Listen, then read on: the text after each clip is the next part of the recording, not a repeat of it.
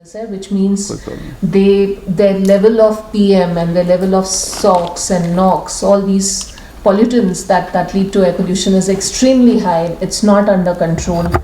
And अगर हम PM10 और PM2.5 levels की बात करें cities में, so again 79% से भी ज़्यादा शहरों में it is at a critical level. Even with PM2.5, which is a major pollutant, it's at a critical level. तो ये तो बात हो गई एयर पोल्यूशन की. Coming to water, what हमारे जो water resources हैं, as we all know that fresh water resource anyways is limited. It's only about 2 to 3%. And in 2018, CPCP had done a study based on which it had identified about 350 polluted river stretches. So as you can see, we all are sitting in Delhi NCR and we have Yamuna, so-called river, but basically it's a effluent. It's a nala जहाँ पे काफ़ी industrial waste आता है, and in no way it's not healthy. It's basically a polluted stretch of water.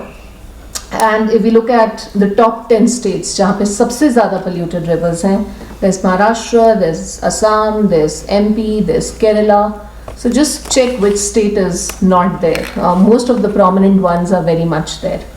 And if we look at water pollution, of course, some of the major contaminants that are found in water and that could be hazardous both to environment and health are presently found in the water. So this was like the story of water. So 350 river stretches being polluted is a huge number. Coming to our forest and wildlife and biodiversity resources. Of course, there are reports that say tree cover has increased, forest cover has increased. But if we talk about the health of our forests, they have declined significantly. As I'm standing here, there are forest fires in Uttarakhand. जैसे जैसे summer period approach करेगा, you'll notice that Himachal, Uttarakhand, north east side, बहुत सारे forest fire incidents बढ़ जाएंगे. Many of them are natural due to extremely high temperature, which has become very, very common in hill cities now. But many of the times it's also due to man-made causes, that they want to erode the forest for commercial purposes. So if we talk about reduction in forest cover, dense forest has reduced and open forest has increased. So there are areas in the country where I was in Odisha on a field visit and we went to a place which was sort of a forest site, but as I stepped out there, it was basically an open forest, which means there was no dense cover, there wasn't a tree canopy. So clearly, I mean, dense forest cover and the health of forest has declined significantly. And if we talk about per capita reduction in forest cover, it has declined from 0.11 hectare per capita to about 0.06 hectare per capita. So that's a huge declination. And of course, if we talk about oceans and fisheries and what is the health of our seas and oceans and the marine life that's present there, that data is very, very disaggregated. In fact, most of it is not even available to us. So that's a huge question mark. Now this is something which is quite interesting. Basically, this chart is showing you the increase in temperature across seasons. And I hope, I mean, maybe technically it sounds, what is this? But we all have experienced this, right? We all have experienced that we have hot months in winters. For instance, November, December are not so cold as they used to be. March is the springtime. This was the shortest spring season in about 40-50 years, wherein spring was only for about 15-20 days and then we all had extreme heat. So what we are noticing as researchers, as scientists, is that the number of days, where heat is more are slowly increasing, and the number of cooler months, in fact, seasons altogether are changing rapidly. And all of it is interrelated. All of it is linked to air pollution, it's linked to water pollution, it's linked to decline in your forest cover, because forests and oceans are your carbon sink. Jitna carbon dioxide or GNG emissions release hote hain, a lot of it can be absorbed by the forest cover, a lot of it can be absorbed by oceans. But if they are not healthy enough, of course the temperatures will slowly and slowly rise, which is what we are noticing, that this is a map for past 100 years, 1901 to April 2019, and it's showing the monthly warming trend, ki how in 100 years slowly and slowly the temperature has risen for every month. And I'm sure I don't have to show you, you all are experiencing it. We are just in April, we were in March and we had the hottest March, we had the hottest April, and it is becoming like normal slowly and slowly. It's not becoming like, okay, it's a one-time wonder. It's almost happening every year. Next, how many extreme weather events we all face. Now this is something, of course, which is very region-based, number of extreme weather events. But I'm sure you all hear about it, that यहाँ flood आ गया, यहाँ पे forest fire हो गई, यहाँ पे heat waves आ गई. अभी the entire northern region of the country is like engulfed into a heat wave, or abnormal monsoon in Mumbai that is happening right now, or the number of cyclones and such extreme weather events that are increasing slowly and slowly. So we look into over the years, even past 50-70 years, what were extreme weather events, like floods, flash floods, or forest fires, or heat waves. So in 1951 to 60, that decade, there were only 27. In 61-70, there were about 37. And if we see the last decade, 2001 to 2010, there were about 163 extreme weather events. And I'm sure when we'll have the data of 2010 to 2020, it will be even more. It will be almost 200 and above. So clearly, we are facing huge challenges in the times that we are living in. Some of us obviously know about it, that all of it is somewhere happening, it's our doing in some sense. But yeah, we all will eventually face resource constraints, and that's why when we use sustainable development, that you consume and utilize resources in such a way so that you leave for the future. If we talk about presently what's happening, every year, jitne resources Earth generate karta hai for a year, most of it as a human race we consume in about 5 to 6 months. So we are anyways resource deficient. So sustainable development, dur ki baat hai, we are already so much resource consumptive and so much resource intensive in our nature. So if you look at some of the figures, by 2050, the population is likely to get stabilized at 1.6 to 1.7 billion. And as a country, I'm talking about India here, we are talking about becoming a middle income country with per capita income of about 10,000 USD by 2050. If we talk about per capita land availability, that will slowly and slowly reduce. So each one of us, say by 2050, will only have about 0.2 hectare per person of land.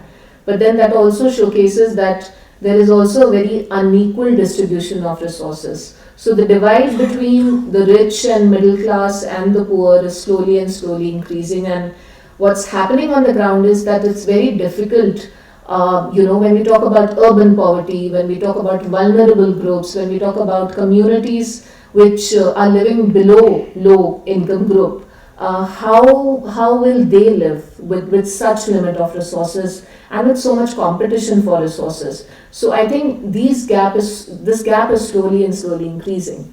Also, per capita water availability will decrease. I'm sure you all are living in summer months in Delhi, and already electricity cuts have started. Or already, if agar daily pani aata tha, तो you would notice that pani kam aa raha hai. In fact, for a lot of cities, there are projections that after 2050, Delhi will have no water. Gurgaon has already mined so much of water that in 10 years, it will have no water. So Chennai will have no water in about 15 years. So there are such projections for all metropolitan cities. So clearly, water availability will slowly and slowly decrease, but the demand is only going to increase. And our food demand, of course, is increasing. Our consumption is increasing, but then is agricultural produce happening at the same rate? No, it's not. So clearly we are facing, for instance, the current crisis of high price of lemon. It's also because of the fact that somewhere the consumption pattern and demand is not balanced, and slowly, due to climate change, due to all the adversities, agricultural produce is getting affected. So of course, I mean, I'm not here to shock you, but I'm just here to give you a feel of, for us as individuals, for us as professionals, I think it's very important to know that what's happening around, why it's happening around, everything has a scientific backing and a reason, and a lot of it is because of our present lifestyle. So high time that we change it and work around it. So coming to the topic of waste management in general, and why as institutions or why as individuals for that matter, I mean, I would also want to keep the focus of this session as कि घर के level पे आपको waste manage करना. Of course, आप घर खुद करेंगे personally only, then institutionally you can do something. But why it's so important? If we talk about solid waste management rules, I think they are remarkable rules. They came in 2016 and they were landmark rules because after 16 years in the country, we were talking about segregation, we were talking about 3-point segregation, we were talking about कि कचरा प्रबंधन की जिम्मेदारी generator की है. And generator means every individual person जिसके घर में कचरा generate होता है, कोई दुकान वाला, कोई संस्थान वाला, या स्कूल हो, या ऑफिस हो, या हॉस्पिटल हो. So the rule did not segregate or differentiate between the responsibilities of a generator. If you are an individual generator, or you are a bulk generator, or you are a school level generator, your responsibility is more or less the same. That you have to segregate first of all, and then you have to ensure that this segregated waste is being collected, in an appropriate manner. So kahin na kahin, when we talk about waste management, it starts from yourself.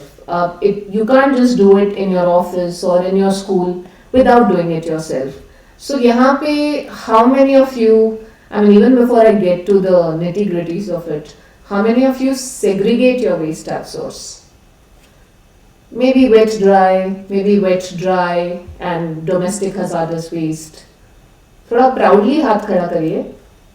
Okay, so there's 1, 2, 3, 3.5, or I can count you as 4, 5, 6, 7. Okay, 7 is not a bad number. Sometimes there's only 1 or 2, or sometimes there's 0 only. So, and then what you do after you segregate? How many of you compost here at source? Yes sir, आप बताइए. Ma'am सिर्फ कांच वाली चीजों को ही अलग करके रखा जाता है. तो आप मतलब ड्राई चीज को अलग रखते हैं, बाकी आप मिक्स कर देते हैं. ठीक है.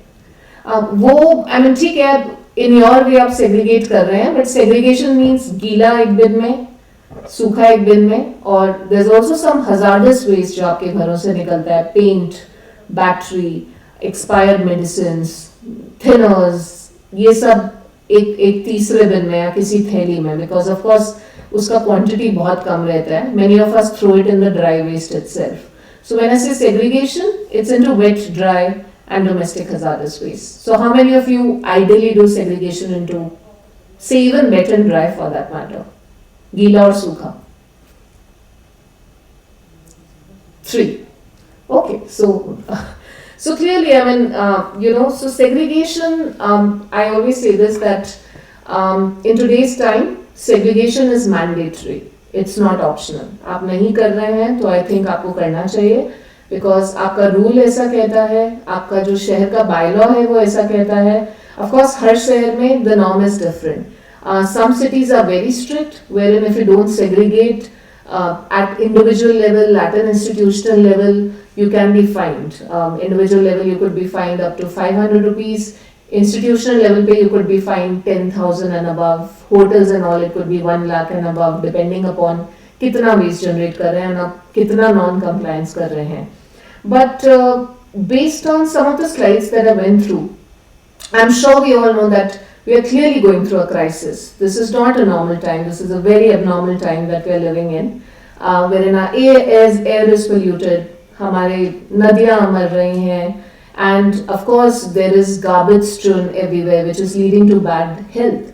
I'm sure you all know about the fire in Gazipur. Many of us read about it in news कि गाजीपुर का कचरे का पहाड़ में आग लगी है, but we don't discuss about what is the huge health impact on all of us, directly or indirectly. Directly उन लोगों पर जो उस एरिया के 5-10 किलोमीटर में रहते हैं, और indirectly उन लोगों पर जो of course द्वारका में रह रहे हैं, या गुड़गांव में रह रहे हैं, या नोएडा में रह रहे हैं, क्योंकि एयर का कोई बाउंड्री नहीं है. Wherever the wind direction will be, it will flow. So it doesn't mean अगर गाजीपुर में के कचरे के पहाड़ में आग लगी है तो it will not impact you. It will come to you. If not indirectly, of course, indirectly it will come to you and it will impact your health. But of course, what I truly feel is that if we all act on this issue ourselves, especially the issue of waste management or the crisis of waste, there's still a lot of scope to improve it, be it at school level, be it at institutional level, be it घर के level पे. अगर आप घर के level पे ये कर रहे हैं तो as a citizen, basically what we feel is that we are all staying on rent on this planet. हम सब इस planet पे rent पे रह रहे हैं, पर हम कुछ rent नहीं देते हैं रहने का. So अगर आप अपना कूड़ा segregate करते हैं, आप as a citizen, as a being of this planet, you are contributing to the well-being of the planet. That's the least you can do. You're not asked to process it. You're not asked to do anything. But अगर आप segregate ही कर रहे हैं, directly or indirectly, you are helping a lot of businesses. You are ensuring कि आपका waste processing पे जा रहा है. So that's the least you could do as a citizen. And of course, if we want change, somewhere we have to start from ourselves.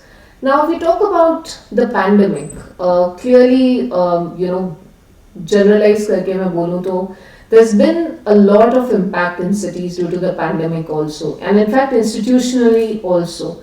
Of course, health is a different level. I would not want to talk about it right now, but even when we talk about waste generation and waste management, all the cities in last year and last 2 years faced a huge crisis. For instance, there's been an abnormal increase in the level of plastics and the level of PPEs, personal protective equipment. आपने जो mask पहना है, आप जो gloves पहनते हैं, आप जो सैनिटाइजर यूज कर रहे हैं, या कोई भी ऐसी चीज which is sort of infectious.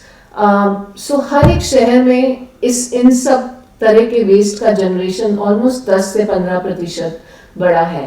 And cities or municipalities were not capable of dealing with this kind of waste. कि ये वाला कचरा कहाँ जाएगा? Should it go to a biomedical incinerator? Should it go to a municipal dump site? Should it go to a processing site? So clearly the pandemic not only halted the health systems, but it also halted the waste management systems of the country. And when we look at how much are we generating as a whole, I mean, I would want a number from you. Can you guess how much waste we generate? Just million tons पे मुझे कुछ figure दीजिए. Just some guesswork. So we are about 1.2 billion right now. Correct me. So even if each person is generating, say, about 300 grams per day, per capita, just basic maths, how much you think we are generating?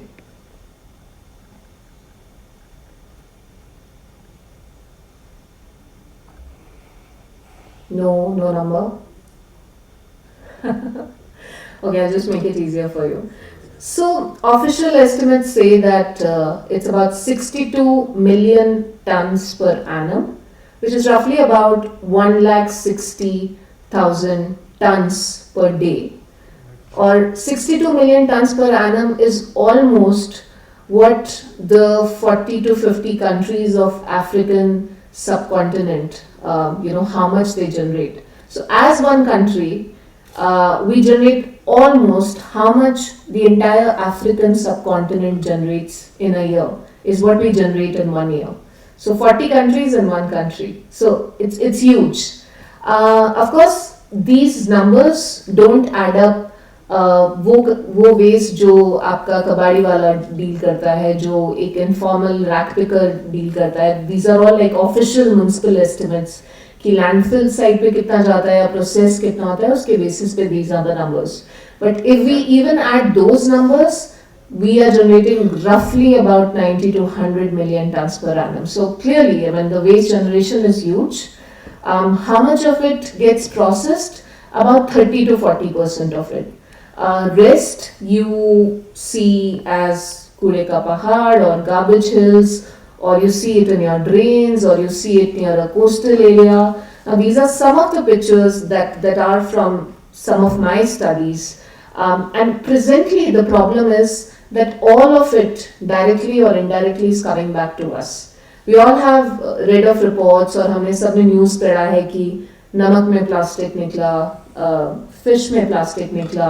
But about 2-3 weeks back, there's also been a study, a UK-based study, which was an extensive study conducted on about 5,000 to 6,000 individuals in a wide geographical area, and there was plastic found even in human blood. So it's come to a point where, you know, it's inside us already, and I won't be shocked if you see pictures like these on the ground. I don't know how much of you see it, but that's literally my job. I mean, every third or fourth week I'm at such a site, working with a corporation. So clearly, I mean, what we are seeing is also directly or indirectly because of us. Because as institutions, as individuals, we are not segregating. We are not at least doing our part of the responsibility. And then जो system भी बना हुआ है, that is not there to support segregation, or that is not there to carry the waste and process it. So usually what gets collected gets dumped, what gets collected gets littered, what gets collected is going to a drain. And these problems are a lot higher in low income areas, जहाँ पे collection भी नहीं होता है. So this image that you see, it's from a coastal village near Trivandrum, and it was very shocking when the authorities told us that every day almost this much quantity of waste gets dumped, and every morning the site is clean, because रात को जब high tide आता है, the ocean takes all the plastic with it, and every day is the same story. So just imagine, this waste has no boundary. It may reach your city, but it may also reach another country, and that's why we talk about the great plastic patch that is there, which is equal to some 100 countries clubbed together, because this is what we do. Now, moving to waste generation and predictions, clearly what we are seeing is slowly and slowly waste generation will increase. Abhi, we are somewhere between 62 to 100 million tons per annum. By 2050, we'll be somewhere between 447 million tons per annum. So our lifestyles, of course, will change. Our consumption pattern is constantly changing. I mean, just imagine in 2000, mobile was new, and that was the only electronic gadget we had. Today we have a mobile, we need a Bluetooth headphone, we need a smartwatch, we need, I mean, everything that you want is there, right? And if you look at the shelf life of all the products that you consume, किसी time पे हमारे घर पे Kelvinator का fridge 25 से 30 साल चल रहा था. I think the last washing machine which my mother gave away worked for about 25 years when she shifted to a new one. But today when I buy something, the shopkeeper would tell me that, madam, ये 5 साल से भी ऊपर चल जाए तो, बहुत है. And there is no return policy, there is no repair policy, there is no refurbishment policy. So clearly everything that we consume, be it municipal solid waste, be it the articles that we consume, it all quickly becomes waste. But how many of us ask that while buying products? किसका life कितना है? And where do I give it once ये मेरे use का नहीं है? Is there a policy wherein I can get some refund, or I can exchange it for a better product? So I think it's also very important to ask the right questions, because I strongly feel that we as consumers can change the market. I think when I'm not a supporter of Baba Ramdev, so I'm very apolitical about it. But when Patanjali products came, you would see every brand shifted to herbal products, right? Because the consumer was demanding better quality products, but also a lot cheaper and herbal products. So now Godrej has a line of herbal products, or Colgate has a line of herbal toothpaste, or every other brand, every other big brand that you talk of has a herbal line. It's because US consumers demanded something and the market had to change. I think similarly it goes for everything else.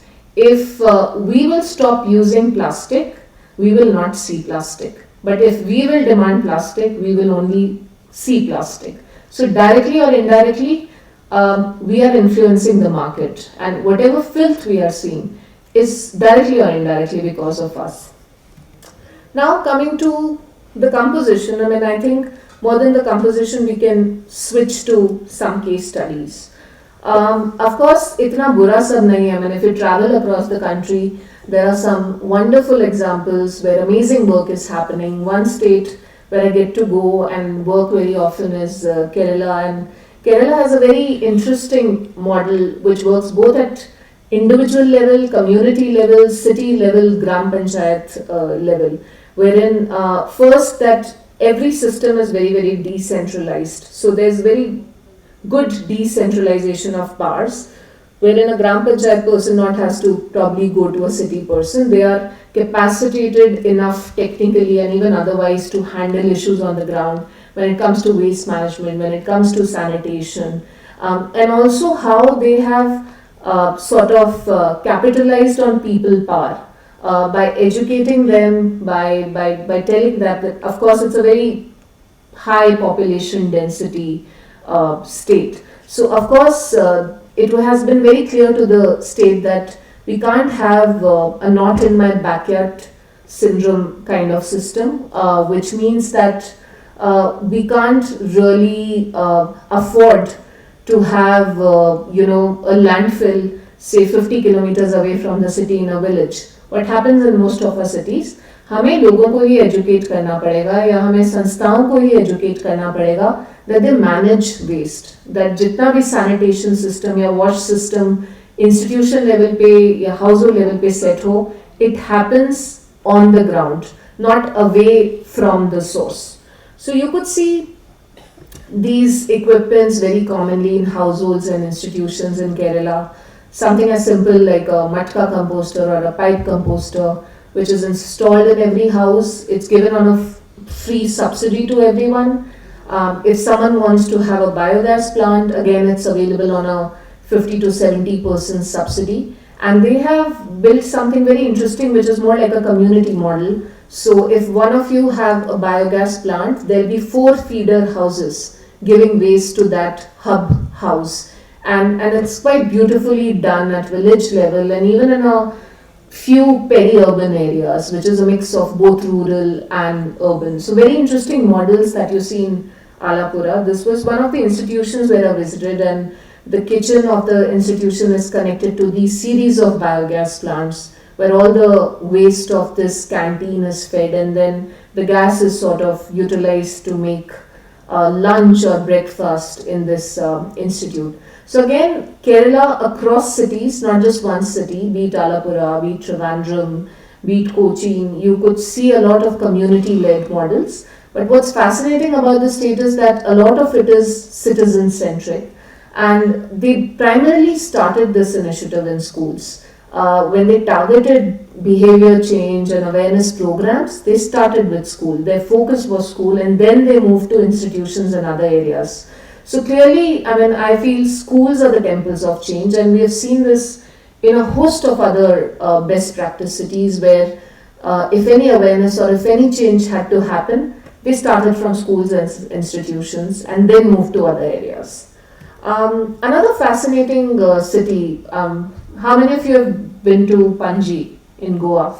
I'm sure most, but just as a number.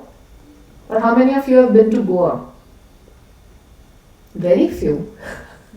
Okay, so Goa, of course, even as a state, is a very clean state, and Panji, which is the capital city of the Union Territory, it's amongst the cleanest cities, and I think एक prime reason is also because of the waste management system. तो यहाँ पे हम तो सिर्फ 2-point segregation या 3-point segregation की बात कर रहे हैं, but Panji about 10 years back they were segregating into 5 different components. So I visited a few colonies and residential areas. This was around 2015-16, when just outside any residential area there were 5 bins kept. So households could come down, deposit their wet waste and then their plastic, paper, metal and non-recyclables, and then within, just on the outside of the colony, there was like a sorting hub, and then all of it would go to a material recovery facility for processing, which is like a centralized hub where waste would go, and then it would get sorted into about 30-40 different categories.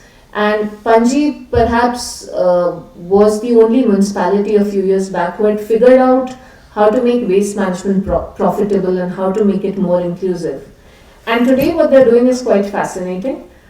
They've moved from 5-point segregation to 16-point segregation. This is something they launched 2 years back on Gandhi Jayanti, where they requested residents, institutions, hotels, schools that हमने 5 type to figure out कर लिया, like let's do what probably Switzerland or Sweden or Norway is doing. Let's move to a 16-point segregation system. So now presently the city segregates into 16 different categories, and they're trying to sort of push it across the state of Goa. And there's something very interesting. There's another campaign that sort of supports this initiative, which is Shop with Your Waste campaign. So in a lot of grocery stores, so this time if you go to Panji and if you consume anything, of course the first thing that you see is the city has no bins. So it's a binless city. You won't find any dustbins. And the Shop with Your Waste campaign is very simple. They sort of adopted it from the garbage cafe concept of Ambikapur. I'll come to Ambikapur also, but it's quite fascinating, wherein residents, for instance, all of you have to sort your waste. For instance, आपके milk sachets, आपके pet bottles, आपका जो भी cardboard related material है, your pizza, what it comes in, that kind of cardboard material. You can keep it sorted, and then just grocery shop से आप रोज अपना milk or grocery supplies लेते हैं. Maybe every other day or every 10 days as per your convenience. You can go and exchange this waste as a barter. Instead of money, you give your segregated waste, and you can buy items without giving money. And it's a win-win situation because residents have understood that your waste becomes your money. For shopkeeper, the win-win situation is that he is connected to a recycler, and recycler shopkeeper को normal rate से 2 से 3 रुपए ज़्यादा देता है, because the recycler is getting clean waste now and very segregated waste. He's not getting waste from a landfill, or he's not getting waste from a processing plant which is all contaminated. He's directly getting it from the source. So it's a win-win-win situation for everyone. I think, am I taking a lot of your time? So we'll skip through a few cities. I'm sure you all would have heard about Mysuru in Karnataka, which is another, it's the only million-plus city in the country which has no landfill, but also has a zero waste management model. So Mysuru mein, the entire city is divided into 9 zero waste management zones. And institution, school, residential level pe, you have to segregate your waste, and then it goes to these zero waste centers and further gets sorted, and all of it is sort of connected to a recycler or a processor. So clearly the game changer in every story that I'll take you through is segregation. Ambikapur, I talked about. Again, it's a fascinating model.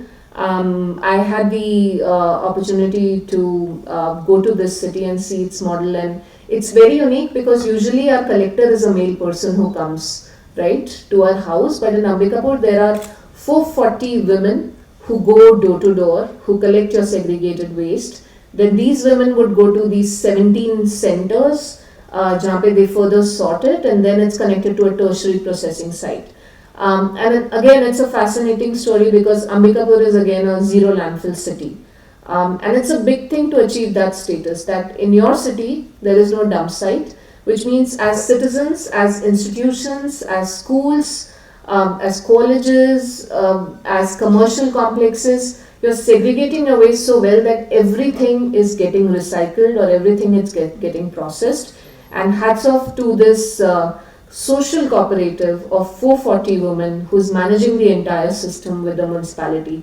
So if you ever get a chance to visit Chhattisgarh, I think it's also a very beautiful and clean city. You should definitely visit Ambikapur, and rather than visiting, it's in the heart of the tribal belt of Chhattisgarh, this city. But yeah, I mean, it's a very, very clean city. You don't even find a speck anywhere. It's that clean.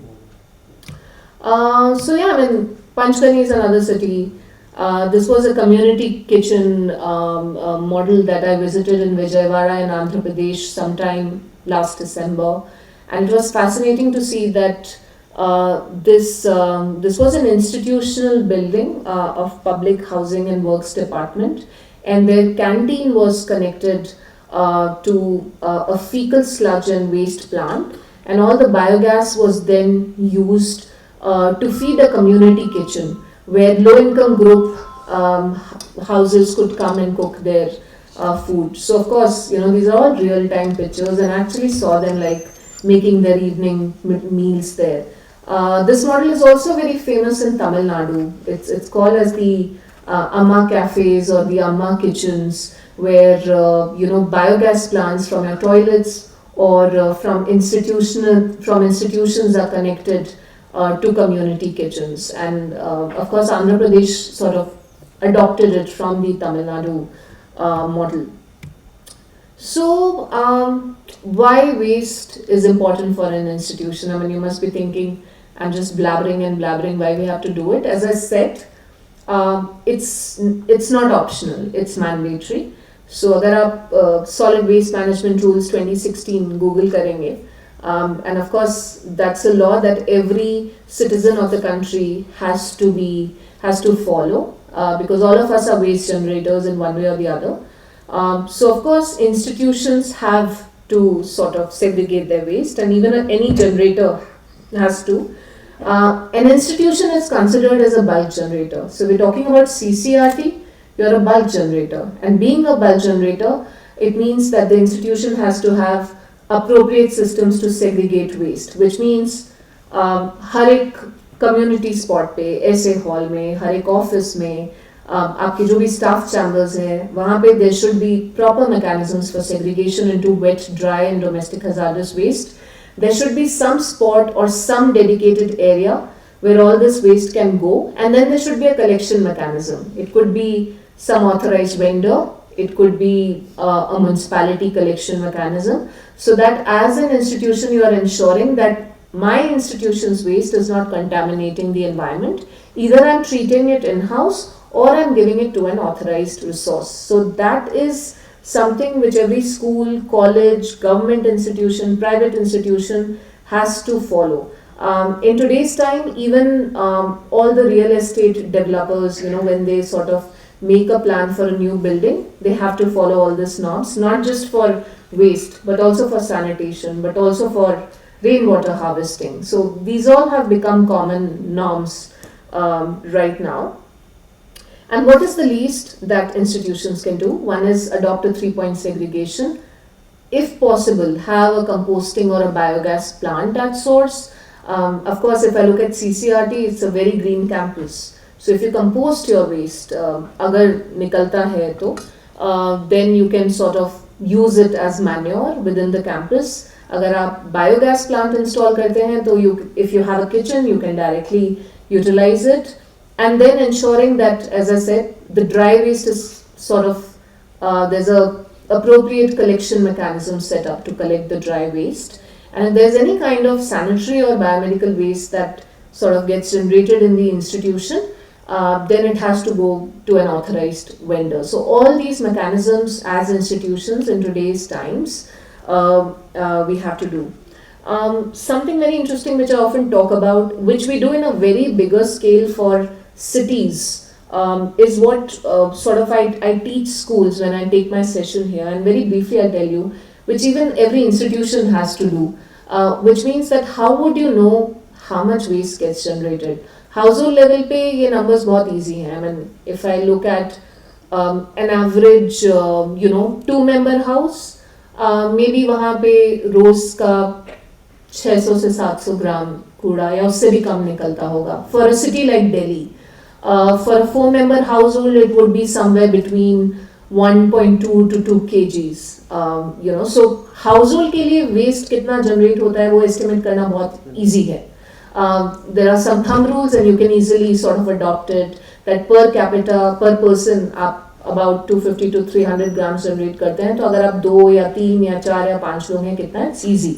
But when you are an institution, you have to go through an audit system. So this is something which we say that ideally every institution should do this 12-point characterization study, and it's about a 7-day task wherein every day you have to collect daily from some sample points. Could be the toilet, could be the kitchen of the institution, could be some marked offices or staff rooms. From there you can collect waste, and daily you have to do like a thorough characterization, and then uska daily summation se you'll be able to get like roughly per day, this is my composition, like how much paper I generate, how much wet waste I generate, how much plastic I generate, how much metal I generate, and based on that आप अपने institution का एक waste plan बना सकते हैं. So it's a very simple exercise. We don't have time, otherwise I could have taken you at length on that. But the last slide, and I won't bore you beyond this. I think something which every institution should do right away is ban single-use plastics. It shouldn't be allowed at all. Even something like a mineral water shouldn't be visible anymore. Or encourage staff to say get their own bottles. And nowadays when I visit conferences, we actually get a note that no single-use items would be distributed. So it's always better that you carry your own bottle. Or many a times you're given something like this, which you can carry, So of course, ban single-use plastics or avoid it. Tell your staff to not use it. And also over a period of time as individuals develop a habit to not use it, because we clearly saw what were some of the impacts of it. Reduce food wastage within the campus if possible. If you have a canteen, put some banners, put some posters, put some segregation counters, very visible ones, where अगर आप घर पे नहीं सीख सकते तो शायद आप अपने ऑफिस में आके सीख सकते हैं, right? And push for work towards a zero waste institution concept over a period of time, which I even tell schools, like schools can actually become zero waste, and institutions can also become zero waste, because a lot of you maybe would get your own food. If plastic is what you avoid, then the other fraction can easily get recycled, or paper, cardboard, other things are recyclable. They have a much higher recycling efficiency.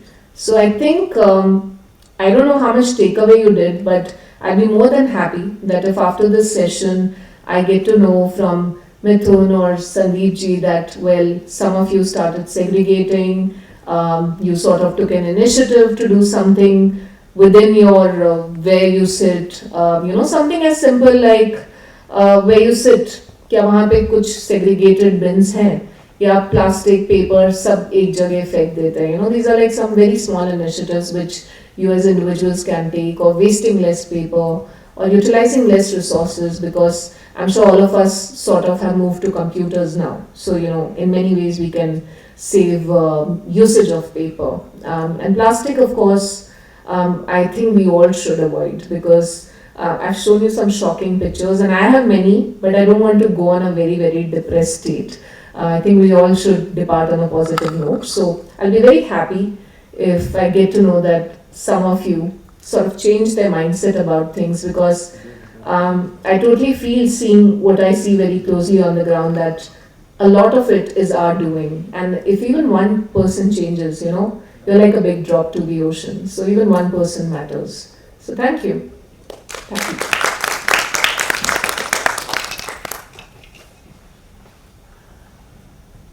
Any questions? Yes. That I wish to ignite our people. ये entirely आपने देखा होगा scientific presentation था. जो interventions हैं, जो action हो रहे हैं, उस पे जो सिचुएशन एनालिसिस आपको देखने को मिला. इंस्टीट्यूशनल लेवल पे हम अभी क्या कर सकते हैं, दोनों एस्पेक्ट मिला. घर पे क्या कर सकते हैं, अगर कोई क्वायरी हो तो एक बार चूँकि लेक्चर है, लेक्चर में क्वायरी ज़रूर होगा. हम सब क्यूरियस ब्रेन है, ठीक है. तो अगर कोई कुछ पूछना चाहता है, मैम से बात करना चाहता है, आप क्वेश्चन रखें और फिर हम सीखते हैं, फिर मैं आगे वोट ऑफ थैंक्स की तरफ जाऊंगा। आप रहें मैम यहाँ पे, यहीं पर रहें माइक में। So any question, any query, or you're too tired and you want to go, that's also okay. Nothing should be forced. Ma'am Yeah. Ma'am kitchen waste को कुछ ऐसा कन्वर्ट करने के लिए कोई ऐसा इंस्ट्रूमेंट क्या मार्केट में अवेलेबल है कि जिससे हम कंपोस्ट खाद बना पाए? हाँ, Ideally, you can do it in a मटका. जैसे आपके घर में एक डिस्कार्डेड पुराना मटका होता है, उसमें आप छोटा सा पेरिफेरी पे होल करके और बॉटम पे होल करके you can actually start using it like a composter. But if you really want to invest, I would say there's this organization called Daily Dump. Daily Dump, and इनके I think Delhi NCR में तो हर जगह they have their outlets wherein ये घर पे आपको composter deliver कर देते हैं. So something like this should cost you about 1400-1500 rupees. It's called like a khamba, and then they have other models also. They'll first ask you कितने लोगों का हाउस होल्ड है, then they will give you an estimation, okay अगर आप 2 member हैं, 4 हैं, 6 हैं तो इतना जनरेट होता है, then accordingly they suggest your model, but it's like a one time investment. So I have 3 of these because I have a terrace and there's a lot of leaf foliage also that comes apart from kitchen waste, and I have 3 such composters in my house, but the oldest one is like 10 years old, and it lasts really long. It's a earthen terracotta material, and it's a very scientific way of doing your composting at home. And even if you don't have a terrace, even if you have a very small balcony, आप इस system को रख सकते हैं. Like there are many colleagues and many friends whom I've pushed to buy, and none of them have complained that it smells.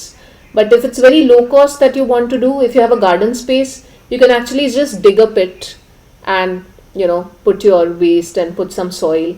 I have seen my mother doing this since ages. So it's not, composting is not rocket science. So you can do it in a matka, if you don't even want to sort of buy anything. And baki you can always write to me or call me. I can guide you. Yeah. And the outcome can be used for plant. It can be used for your pots. If you have some even 5-10 pots, you can use. What I do is we share the excess with our neighbors. In fact, we even ask our neighbors to give us their wet waste sometimes because we have 3 composters with us. So everyone will be more than happy, because if you look at bahar खाद का price, अगर आपके घर में माली आता है, he will charge you somewhere between 200 to 300 rupees for a kg of compost. And if you produce it at this in your house, it's a win-win situation.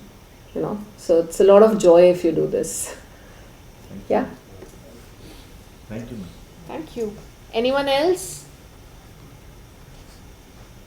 Okay, we're taking too much of the evening time. Okay. Actually जब ma'am से बात हो रही थी तो इनके घर में उनके पेरेंटल में किन्हीं का हेल्थ प्रॉब्लम भी है, और हमने उसको मैटर रखा था कि एक लिमिट टाइम में हम कंप्लीट कर लेंगे, तो उसी लिमिट टाइम में हमारा कंप्लीट हो रहा है.